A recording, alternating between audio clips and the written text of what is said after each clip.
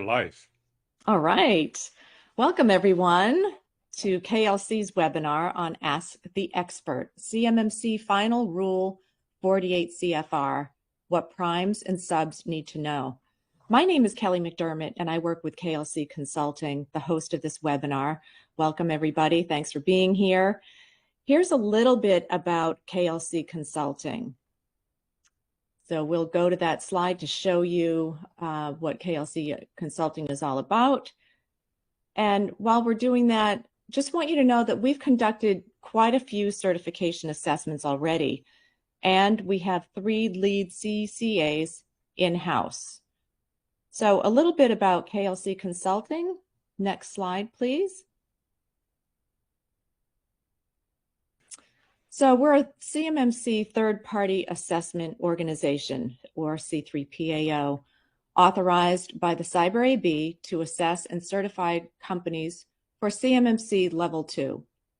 KLC Consulting is also a CMMC compliance consulting firm that helps DIB companies meet U.S. DoD information security requirements.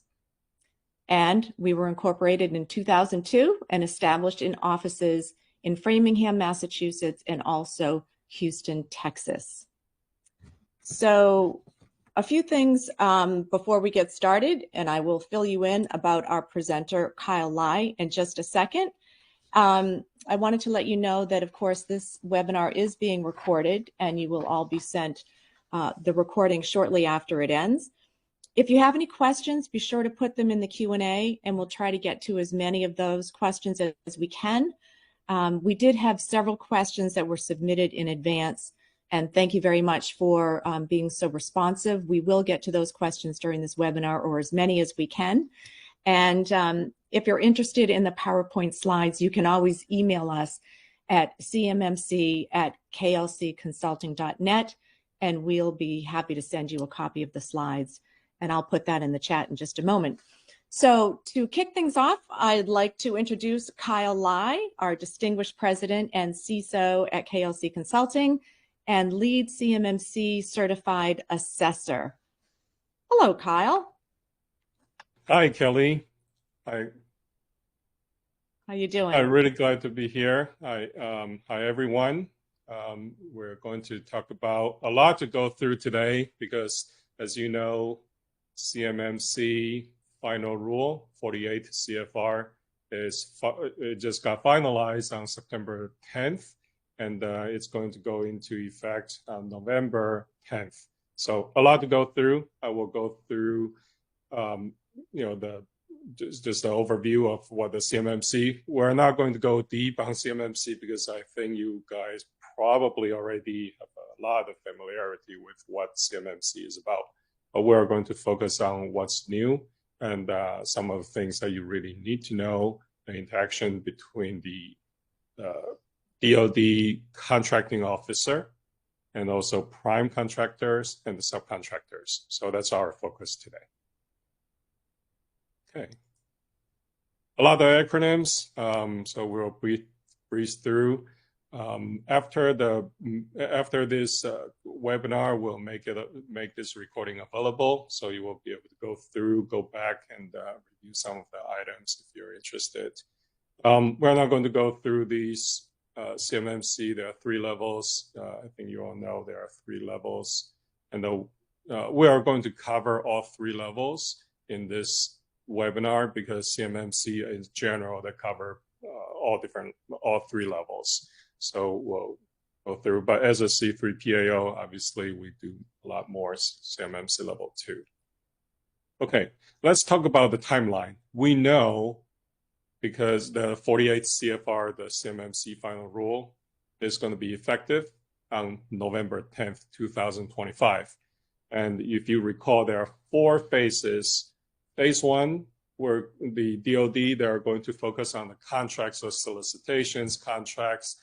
They are doing self-assessment, right? So you are going to start seeing contracts, solicitations, RFI, RFPs that have the CMMC Level 1 or CMMC Level 2 self-assessment included, these clauses included in the contract or the solicitation. Phase 2 will start a year later, 12 months later. A year later, November 10th, 2026, that's when you will start seeing the CMMC Level 2 certification requirements. In Phase 3, you will start seeing that in November 10th, 2027. And that's when the contracts or solicitations will start, including the clauses for requiring CMMC Level 3 certification. And as you recall, CMMC Level 3 certification still requires the Level 2 certification first. And CMMC Level 2, CMMC Level 3 have that 24 additional requirements that will be performed by the DoD DIPCAC organization. And on November 10th, 2028, that's where we go for the Phase 4. That's the full implementation. That means all solicitations and the RFPs, RFIs, the contracts will have the contract clause, will include the CMMC after November 10th, 2028. And CMMC Level 2 be included in the Phase 1? The answer is possibly, because this timeline is a suggestion, right? So if the contracting officer or some of the program office, they feel that we need to include the CMMC Level 2 certification assessment in the solicitation RFP, RFI, they will do that in Phase 1. So it's up to the program office or the contracting officers, their discretion to include or to move the requirements, the CMMC Level 2 or the higher level CMMC status requirements ahead of the planned phases. Okay. So there are some confusions out there as well. What is 32 versus 48 CFR? So let's just get that cleared. 32 CFR, the Part 170, that is the CMMC program rule. It basically spell out how the ecosystem work, what are the rules for of engagement for performing a certification assessment, what are the roles and responsibilities of different roles within the CMMC ecosystem, right? So that is what's in the 32 CFR Part 170. And the CMMC, so the CMMC acquisition rule, that's the 48 CFR. So we want to make sure that you understand 48 CFR spell out all the requirements, all the contract requirement clauses to be included by the DoD contracting officer. That's why we are waiting for the 48 CFR to come out before the CMMC rule is finalized. So 48 CFR also includes the famous DFARS 252, 204, 7021. That is the contractor compliance with the CMMC level requirements. That is a quote unquote CMMC rule to be included in the contract. Okay. All right. So before we get too far, I want to introduce the term CMMC UID, CMMC Unique Identifier. So why this is that this is a 10 alphanumeric characters that make up this CMMC Unique ID, CMMC UID. And it specifies the assessment, CMMC assessments, and identify the SPRS, and identifying the SPRS for each contractor's information system. So that means what it means is that every time you do a CMMC assessment, whether it's self-assessment or a certification assessment, you will get a new CMMC unique ID. And the first two letters indicates the level you're on, and then there's the actual number. Okay. Right. Let's go to the next one. So this 48 CFR. So there are some things that you need to know before we get too far. On the right side, you will see there are the CMMC status. There are 7 different statuses, right? So there's the level 1, that's all self-assessment. Level 2, there's a conditional, and the final for self-assessment. Then there's a conditional level 2, and the final level 2 for C3 PAO, certification assessment. And then there's the conditional level 3 and the final level 3 for DIPAC assessment. Okay, so, and because we are going to use this CMMC status, so I just want to make sure that we get that squared away first. So when we have a contracting officer, they must verify the CMMC status in the SPRS system before they can make the contracting award, before they can issue the award to the contractors. And what we are talking about here are the prime contractors, right? If there is no record in the SPRS, the contract cannot be awarded to companies that without that record, right? Without the CMMC required CMMC status. Okay, and also the prime contractors, they must provide all the CMMC UIDs for systems that process, store, transmit FCI and the CUI during the contract performance. So that means that could include prime and also the subcontractors CMMC UIDs, right? So, and it's a prime contractor's responsibility to make sure they get all the CMMC UID from the subcontractors, right? And it's a mandatory for the prime contractors to flow down the CMMC requirements to their subcontractors that handle FCI or CUI. Okay, and they also need to make sure, the prime contractors also need to make sure the subcontractors meet the continuous compliance. What it means is that the annual affirmation in the SPRS system, that's from prime to the subs. Okay, we're going to talk a little bit more about continuous compliance because it comes up a lot within the 48 CFR, the CMMC acquisition rule. So we'll discuss a little bit more about prime's responsibility there. Okay, if you have not seen a SPRS system, once you go in, you will see there's a menu on the left side. It says Cyber Reports, CMMC and NIST 800-170, NIST. Once you click on that, this is the screen that you will see. On the top, if you click on the CMMC assessment, then you will see the 4 different tabs here.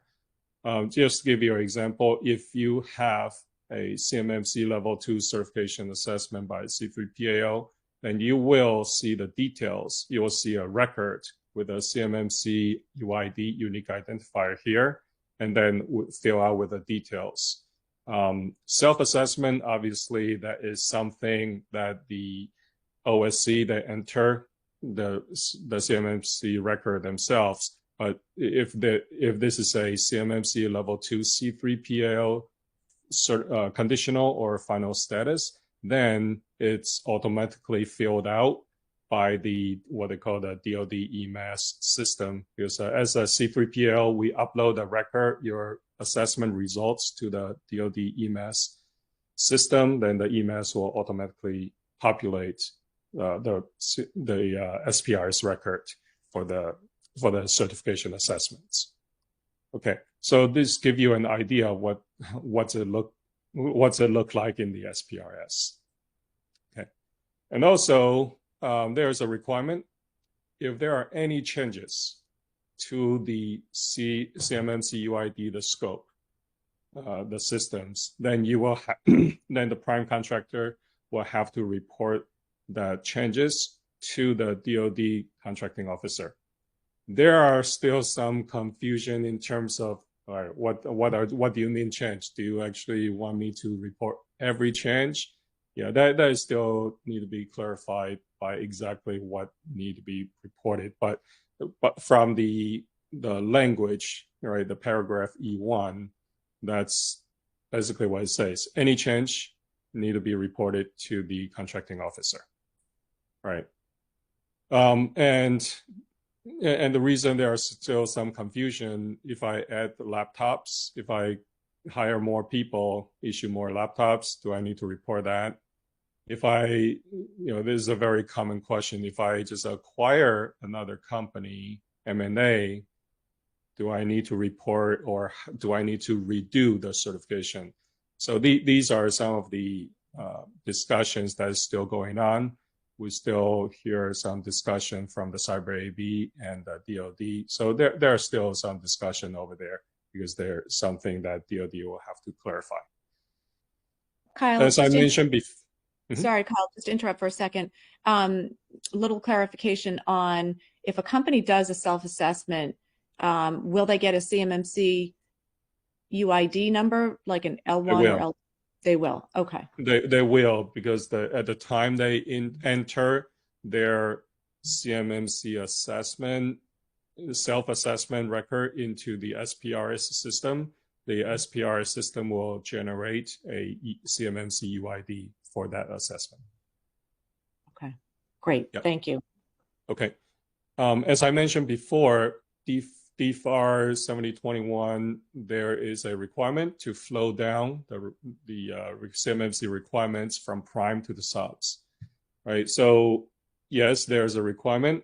So for this reporting the changes to the contracting officer, this is the prime contractor's responsibility. Does the sub have that responsibility because there's a flow down? No. The subcontractors do not need to report the changes directly to the contracting officer. And the reason is that the contracting officer has no idea, have no privy to the subcontracts between the prime and the subs. So subs, there's an exclusion in the paragraph F saying that E1 is excluded from passing flow down to the subcontractors. Okay, so yeah, I just want to make that clear. However, there should still be some kind of a relationship or reporting relationship between the prime and the sub, because prime contractors, you are still responsible for the changes that could impact the scope, the overall CMMC scope, right, of the contract that prime are performing for the DoD. There is one thing on the bottom here. I just want to make sure that we cover that.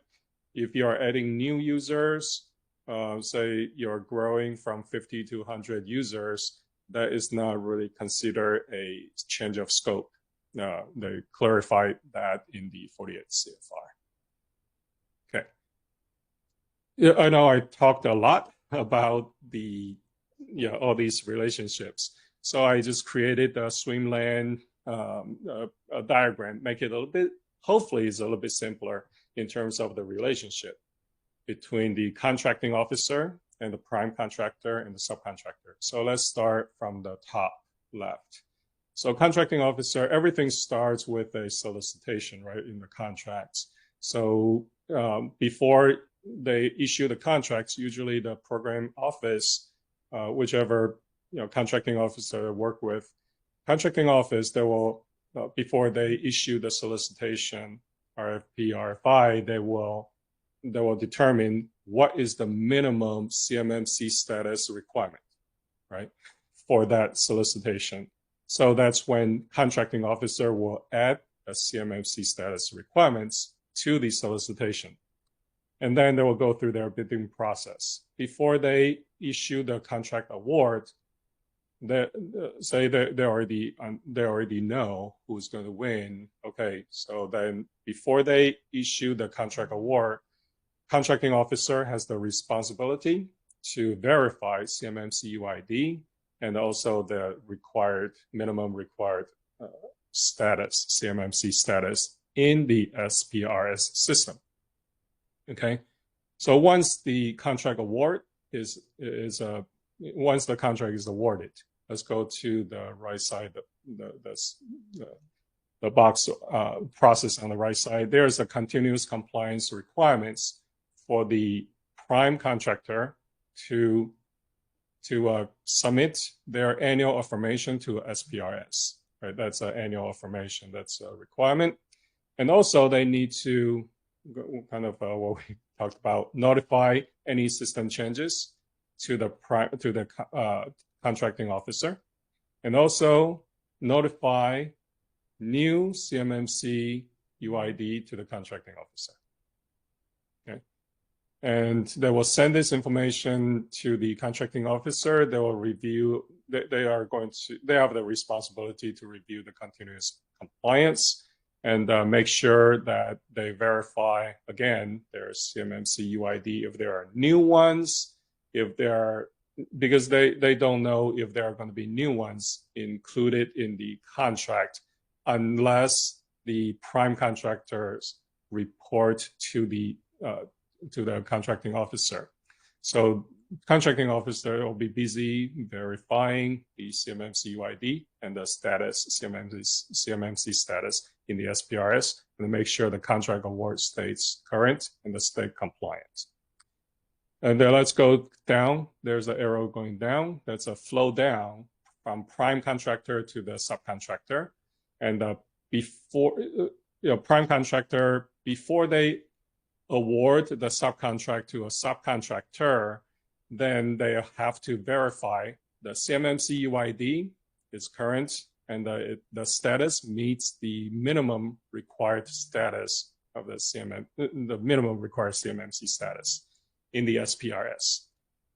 Here's a note: prime contractor will not have access to the subcontractor's SPRS record.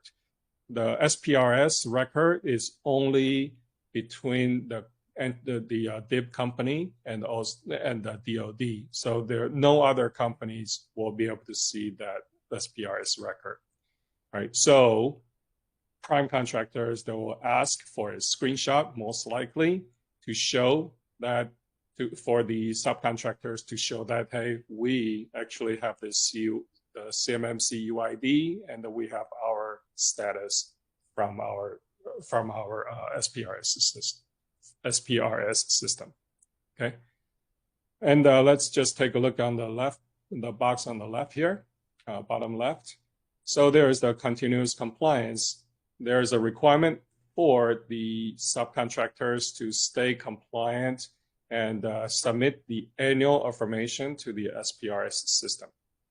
And they will have to provide that information to the prime contractors point of contact to make sure that the primes get the information that the subcontractors that they are stay current and they stay compliant.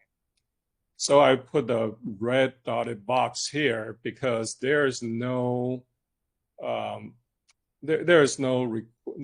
requirement. I think it's more like a notification instead of continuous compliance. There is a requirement for reviewing the subcontractors' continuous compliance, but there is no requirement for the prime to review any changes that are made by the subcontractors.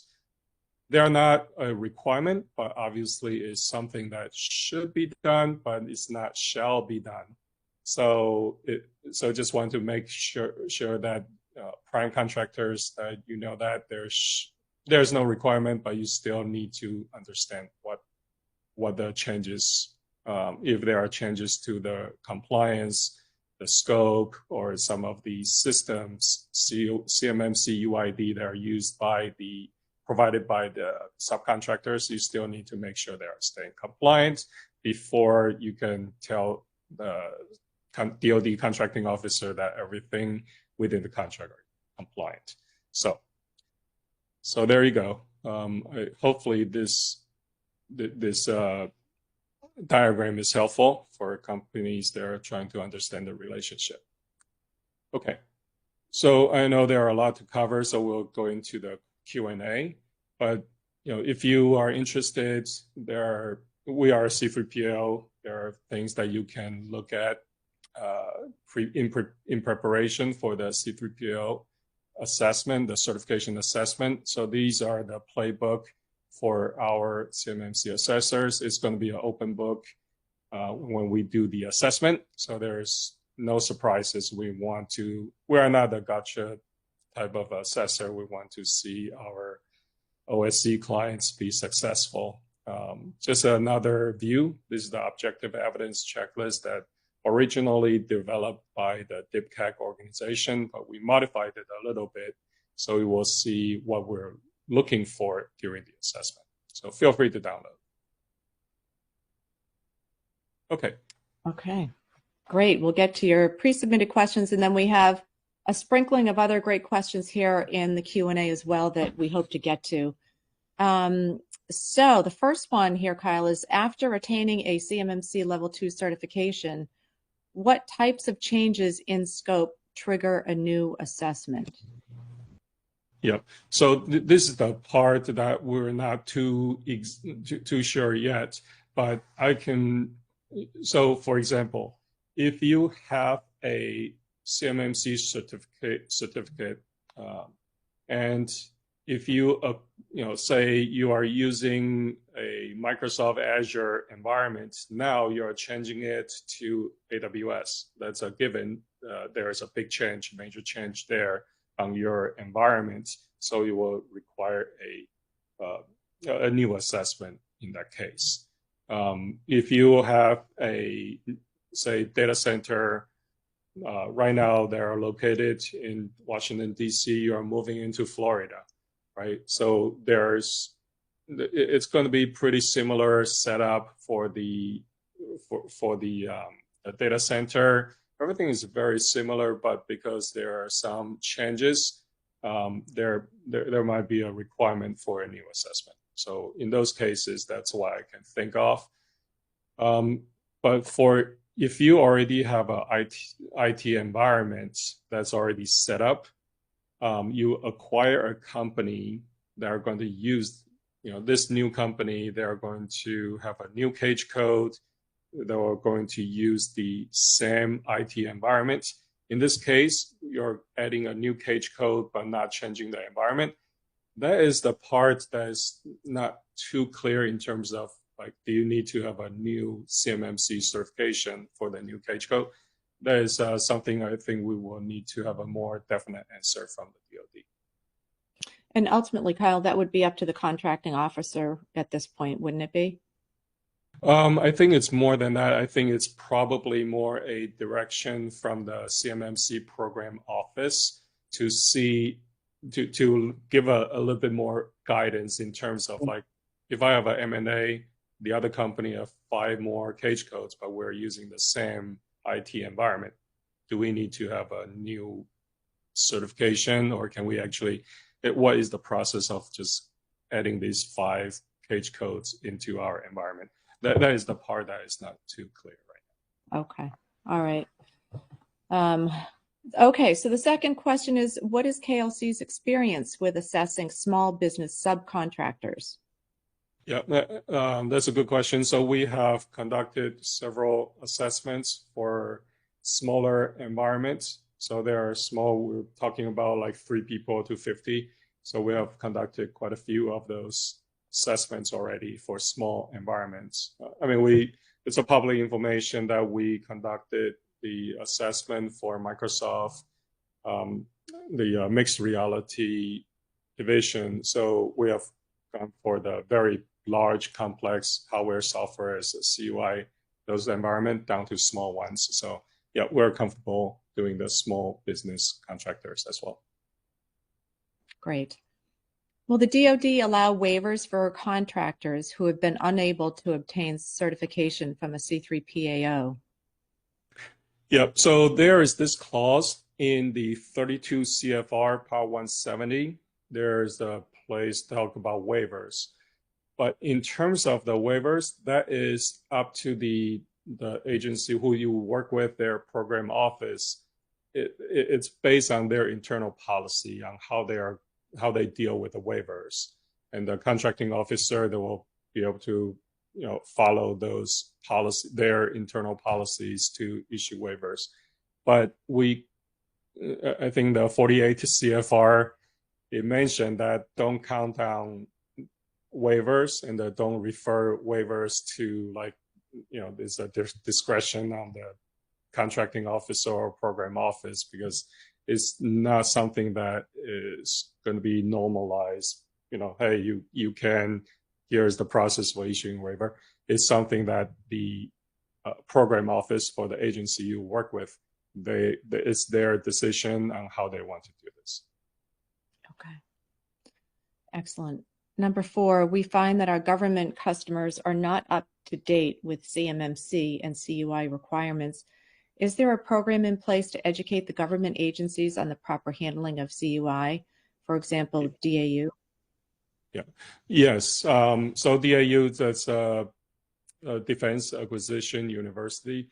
I have seen, I don't know, I'm not a government employee, so I cannot really say like how they actually do this part, but I'm pretty sure that the government, the DoD, I have heard, and also I think I've seen that there are more DAU. If you go to DAU, there are more courses related to the CMMC and the actual acquisition about the cybersecurity.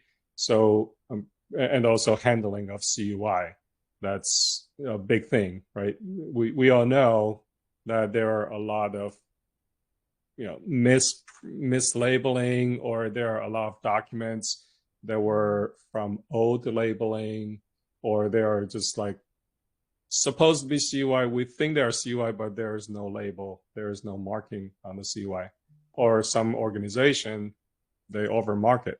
So I think it's going to get better. Now we have a 48 CFR published. Now the DFAR 7021 is officially going to be effective.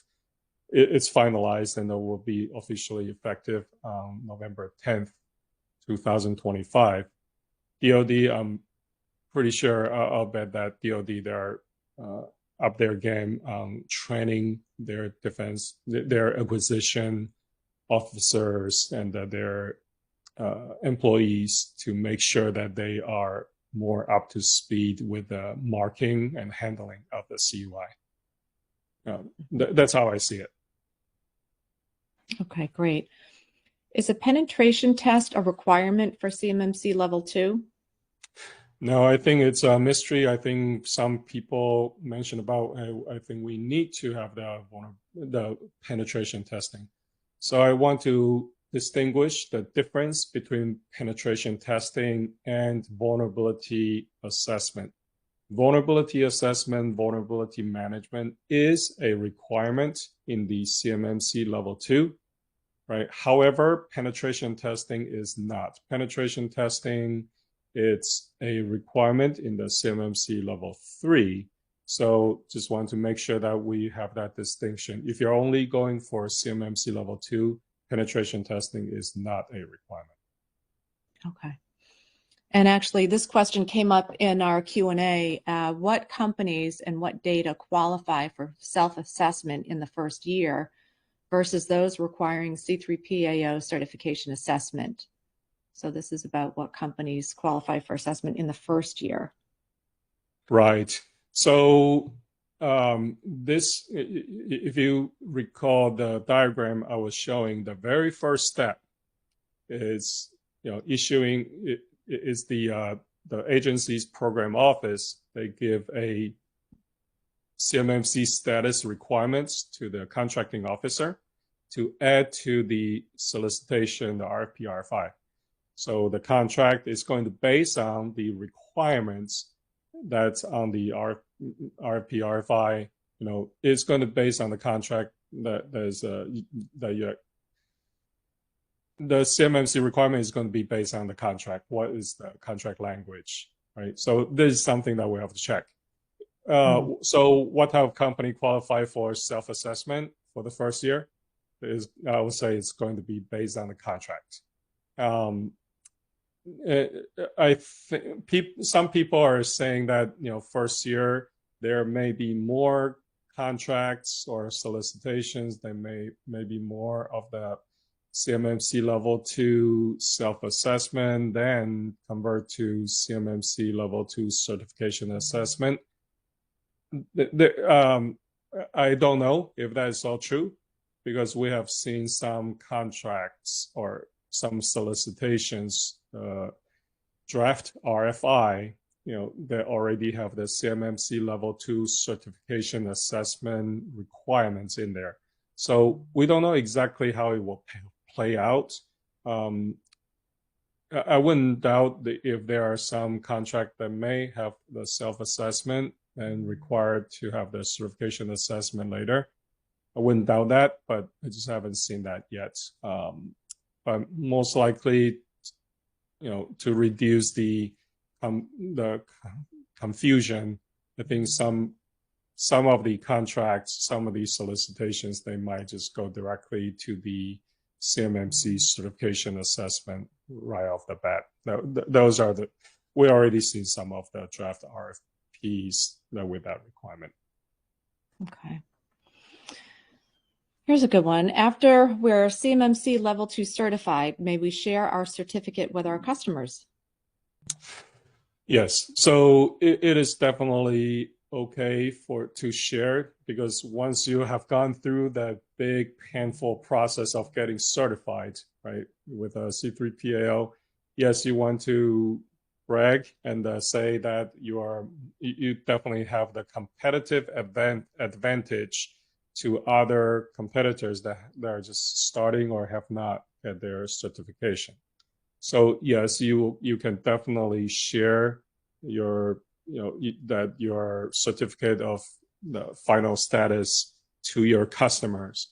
The word of caution is that the actual certificate, you might want to be careful with the CMMC UID, because when we, as a C3PAO, when we issue the certificate, it's going to have the CMMC UID on the certificate, just to prevent any misuse or fraudulent use of the certificate. You just want to be careful with the CMMC UID.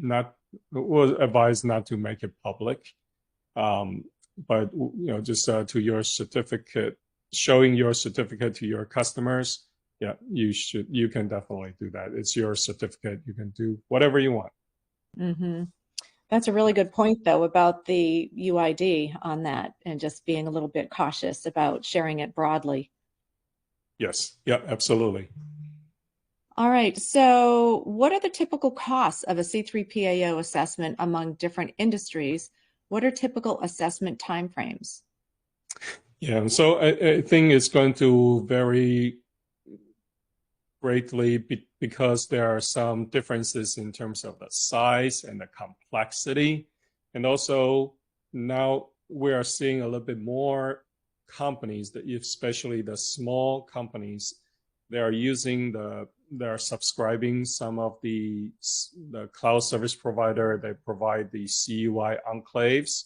So if you are using enclaves, there are FedRAMP equipped with a FedRAMP equivalency, or if it's a FedRAMP authorized, then you can inherit quite a few controls. So instead of you implementing all 110 controls, you can inherit some of the controls from these cloud service providers, right? With the CUI enclave environment.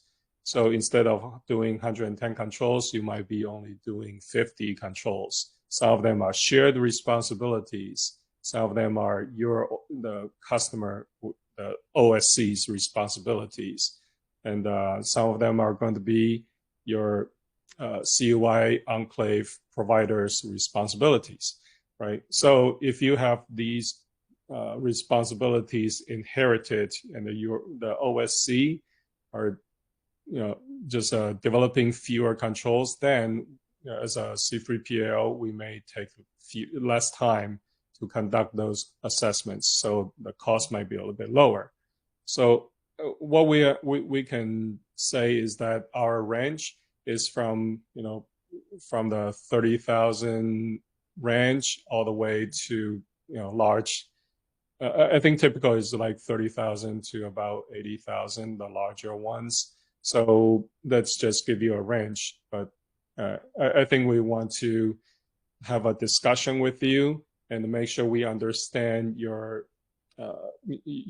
complexity, your size of your number of users, number of devices, if you're a cloud or a hybrid, or if everything's on-prem, and also the type of industries varies as well. If you are just doing mostly, say, professional services, most of your people, your staff use the GFE, right? Government furnished equipments, government issued laptops, and that we only have a very small environment versus a company that doing a lot of software development with manufacturing and firmware considered as CUI as well.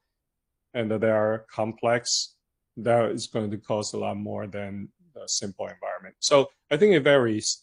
Mm-hmm. We do have if you on the top right, you see the QR code.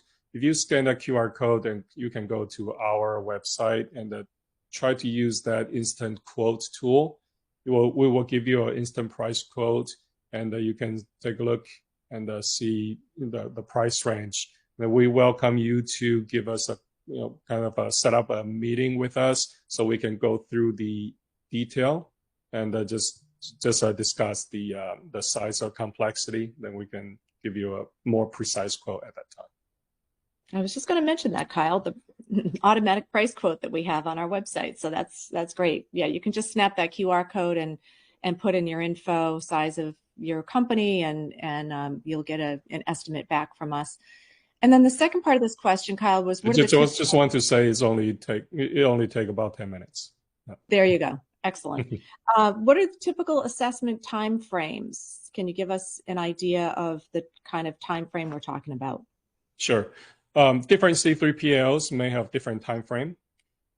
We typically will start the pre-assessment. Pre-assessment is what we usually ask for the SSP, the System Security Plan, and your like a CUI boundary diagram, data flow diagram, your network diagram, SA inventory. We just want to see if you are ready, truly ready for the assessment phase. So we will give you 3 weeks to provide us that information, and we will make the determination if you are ready for the assessment.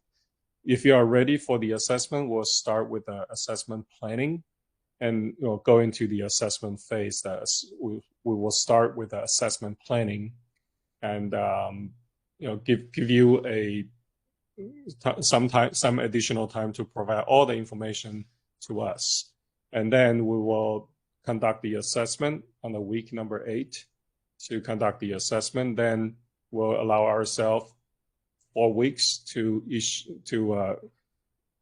get all the assessment results to the EMAS system. And if you have the conditional or final status, we'll issue you this certificate all within 4 weeks after the assessment interview week. So the entire duration from beginning to the end, from the pre-assessment, day 1 pre-assessment to the day issue you the certificate, it will be 12 weeks. Great. Okay. Please explain the COTS exemption and how a company may obtain one from the DoD. Okay. Yeah, we actually did a few COTS exemption for our clients. COTS exemption want to make sure that we get one thing straight. If you sell COTS and also sell something that's non-COTS, then you are not qualified for its COTS exemption, because COTS exemption, you have to be 100% selling COTS.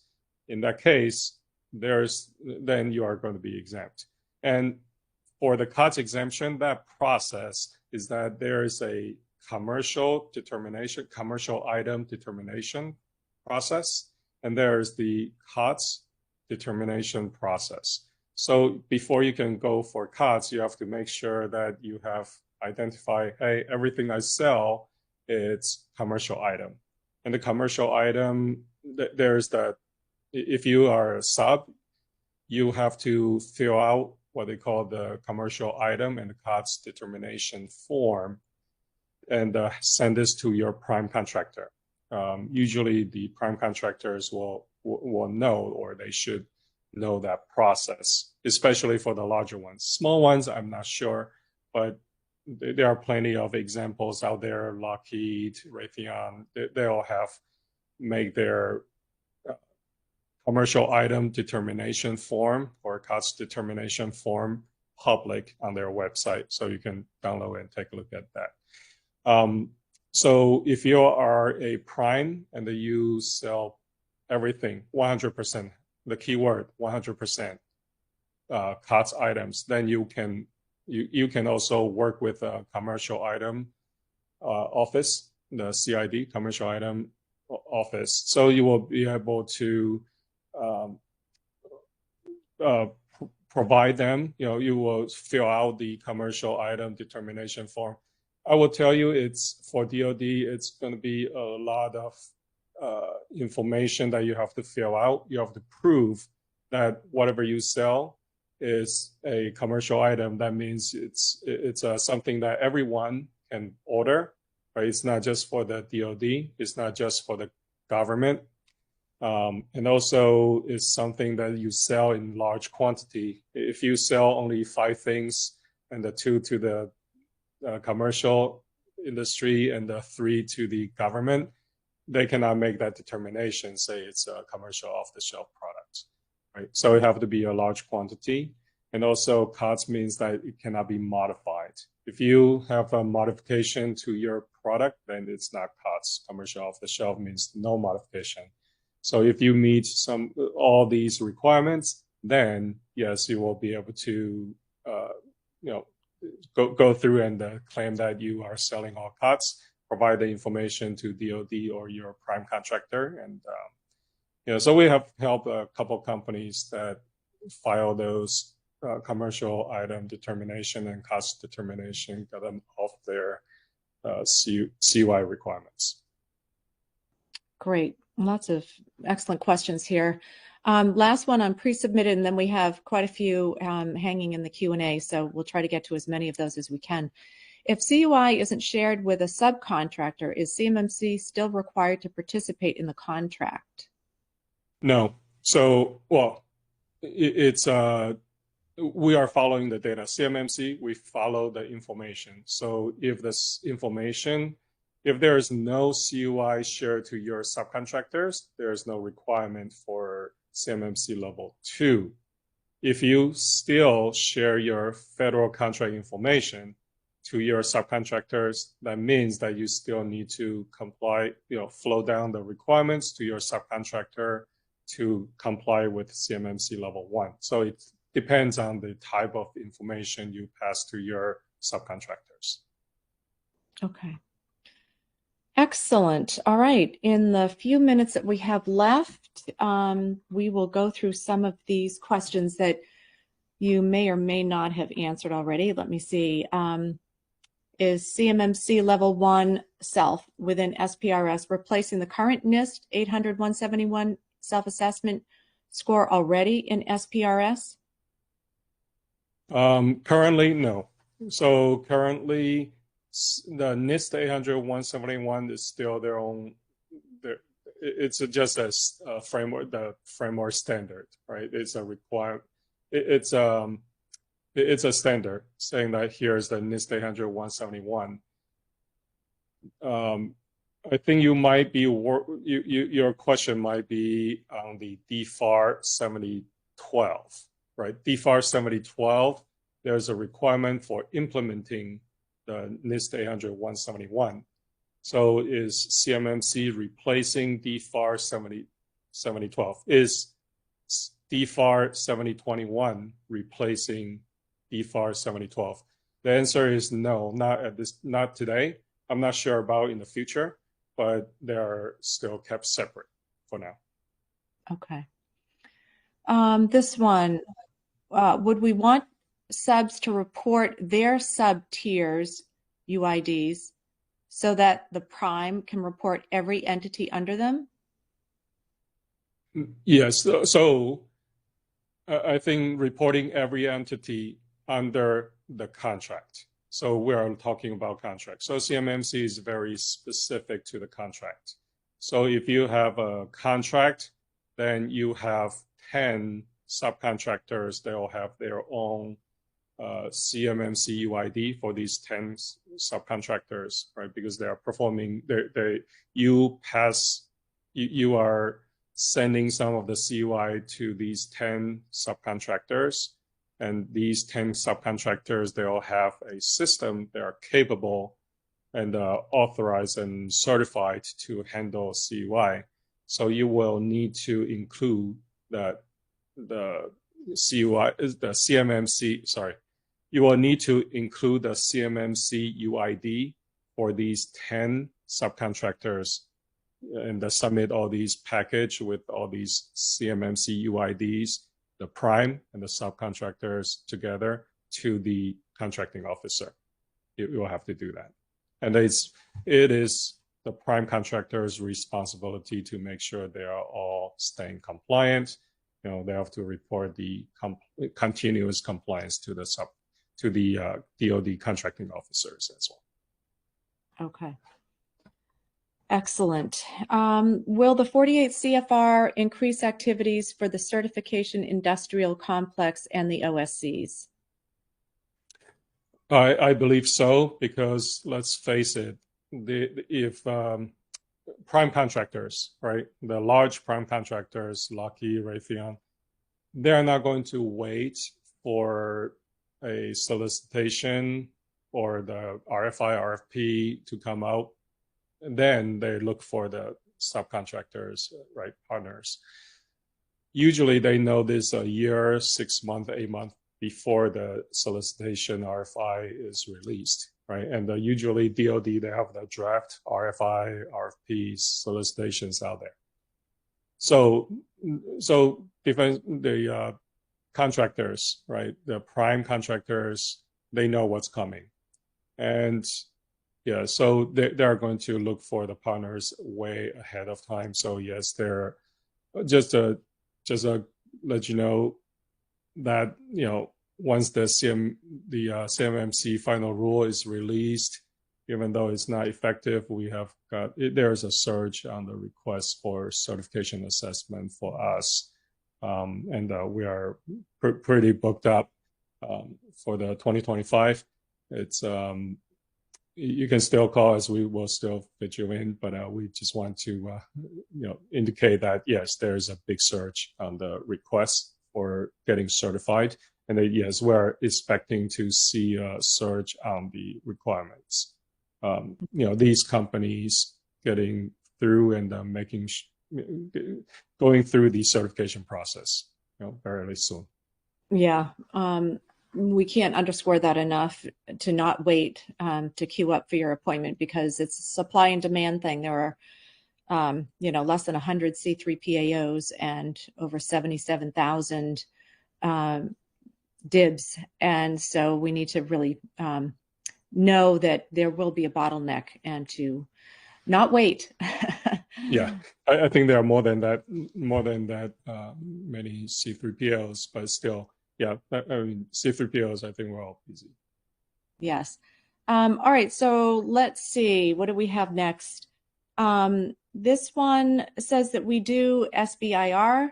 When awarded the contract, I would assume that the awardee of the SBIR contract would be considered by the prime contractor, would be considered the prime contractor. Is that correct? Yeah, so if you have a SBIR, if you are the direct recipient of the SPIR grant, that means that you are the prime contractor, because you are the one that signed the contract directly with the DoD, right? So you are the prime contractor, yes. So most likely, SPIR is just another contract mechanism, right? The vehicle or contract, a different type of contract. So most likely, the SPIR will also specify the CMMC, the status requirements in the contract itself. So yes, as a prime contractor, you will make sure that you meet the requirements. Okay, we just have a few left, so hopefully we'll get to them all. On the enclave with AWS, would the person managing AWS become a CSP? I think we may have to have more discussion here, because I think to answer simply, if there is a person that manage, I think who's CSP, who actually owns the account, I think is going to be important, right? If you have an AWS account, but it's owned by you, the OSC, and you hire a managed service provider, hire a consultant to manage it for you, then you are hiring a IT managed service provider to manage your instance of the AWS cloud, a cloud instance. So in that case, the person who is helping you is considered a managed service provider, right? But AWS, they provide the infrastructure. They are FedRAMP certified, authorized. So AWS itself is the cloud service provider.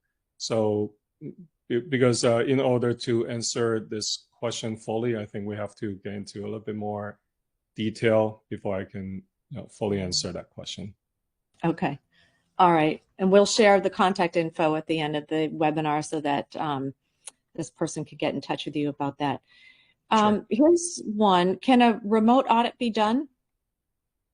Yes. Yeah, that's a good question. So we have conducted quite a few remote assessments. And the reason we can do that is the reason is that there's no physical CUI on-prem on their facility, right? So at their facility. So that means like if a company, they are using VDI, the virtual desktop. So the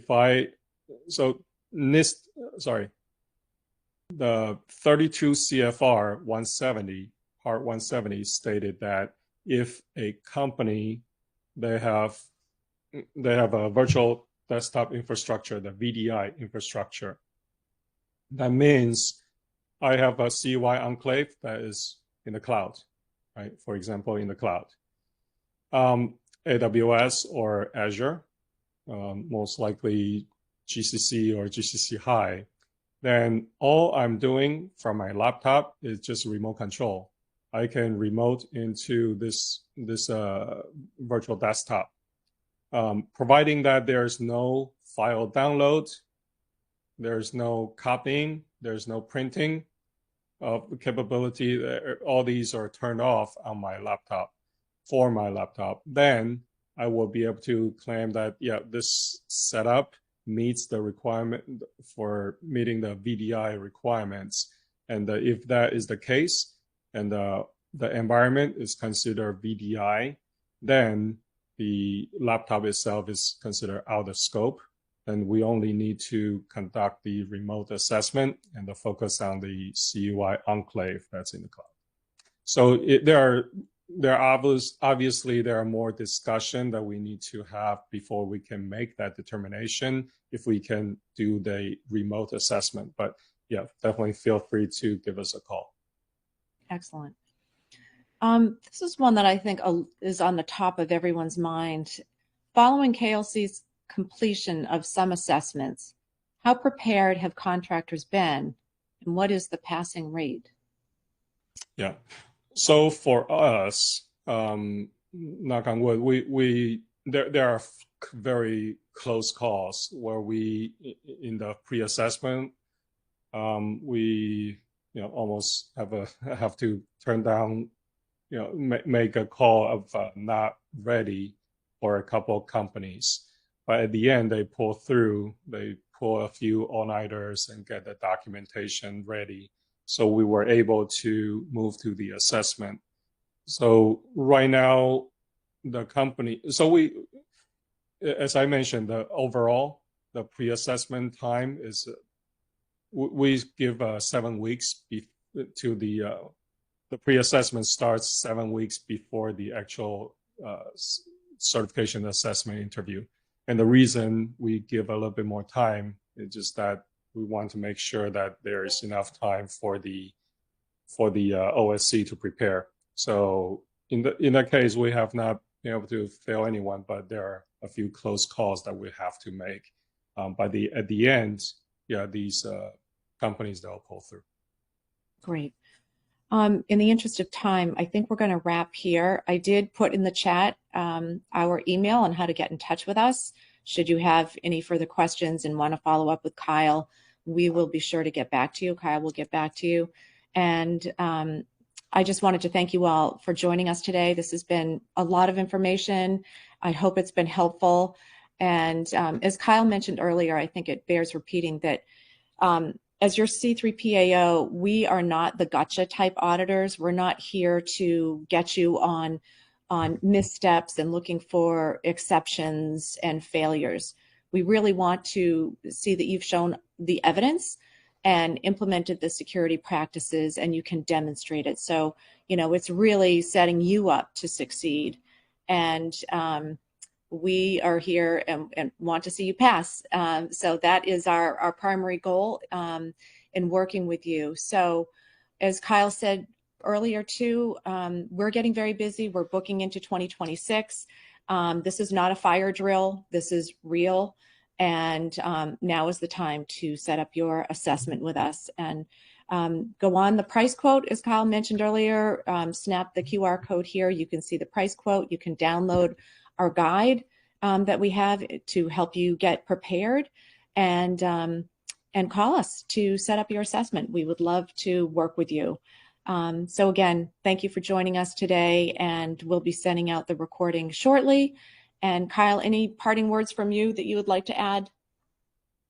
No, I think that's, I think the word of advice is just to book your assessment early, because I think C3POs are going to get very busy very soon. Thank you all. Thanks for joining us.